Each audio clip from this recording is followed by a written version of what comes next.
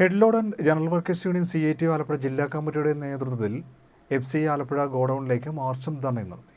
ചെയ്ത ജോലിയുടെ കൂലി അടിയന്തരമായി നൽകണമെന്നാവശ്യപ്പെട്ടും റേഷൻ വിതരണം സ്വകാര്യവൽക്കരിക്കാനുള്ള നീക്കത്തിൽ പ്രതിഷേധിച്ചുമാണ് ചുമട്ടുതൊഴിലാളികൾ ആലപ്പുഴ FCI ഗോഡൌണിലേക്ക് മാർച്ചും ധർണയും നടത്തിയത്. Head load and general workers union CITU ജില്ലാ കമ്മിറ്റിയുടെ നേതൃത്വത്തിലാണ് മാർച്ചും ധർണയും നടന്നത്. CITU കേന്ദ്ര കമ്മിറ്റി അംഗം ആർ നാസർ ഉദ്ഘാടനം ചെയ്തു. യൂണിയൻ ജില്ലാ പ്രസിഡന്റ് കോശി അലക്സ് അധ്യക്ഷത വഹിച്ചു. ജില്ലാ secretary VB Ashokan, S Rameshan, VT Rajesh, ME Halthaf, Ullas, Devadas തുടങ്ങിയവർ പ്രസംഗിച്ചു. ആലപ്പുഴ NGO യൂണിയൻ ഹാളിൽ നിന്ന് ആരംഭിച്ച മാർച്ചിൽ നിരവധി തൊഴിലാളികൾ പങ്കെടുത്തു. അധ്വാനം വിറ്റ് ഉപജീവനം നടത്തുന്നവരാണ് ചുമട്ടുതൊഴിലാളികൾ. അവരെ അപമാനിക്കരുത്. അവരുടെ ഉള്ള തൊഴിലും കൂടെ നഷ്ടപ്പെടുത്താനുള്ള പണി ചെയ്തുകൊണ്ട് എന്നിട്ട് ആക്ഷേപിക്കുകയാണ്. ആക്ഷേപിക്കുന്നത് അതിൽ നിന്ന് മാറണം. അവർ മാപ്പ് പറയണം. ഈ നിർമ്മലാ സീതാരാമൻ മാപ്പ് പറഞ്ഞാൽ ഒരു കേരളത്തിലെ ചുമട്ടുതൊഴിലാളികൾ, ആ തൊഴിലാളികൾ പണിയെടുത്ത് അധ്വാനിച്ച് ജീവിക്കുന്ന തൊഴിലാളികൾ പിടിച്ചുപറിക്കാരാണെന്നും അവരുടെ കാരണമാണ് ഈ കേരളത്തിൽ വ്യവസായം വരാത്തതെന്നും അവർ പറയാണ്. കേരളത്തിൽ വ്യവസായം വരുന്നില്ലേ? എല്ലാവരും വന്ന് മണം മുടക്കിക്കൊണ്ടിരിക്കുകയല്ലേ?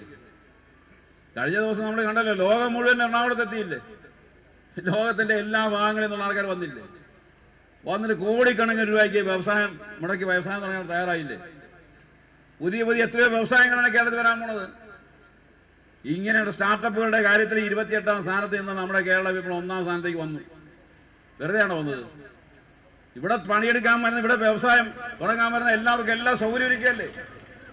കേരള നിയമസഭയിൽ നിലവിലുണ്ടായിരുന്ന 10 നിയമങ്ങൾ ഭേദഗതി ചെയ്തു ഈ കഴിഞ്ഞ 8 വർഷത്തിനുള്ളിൽ.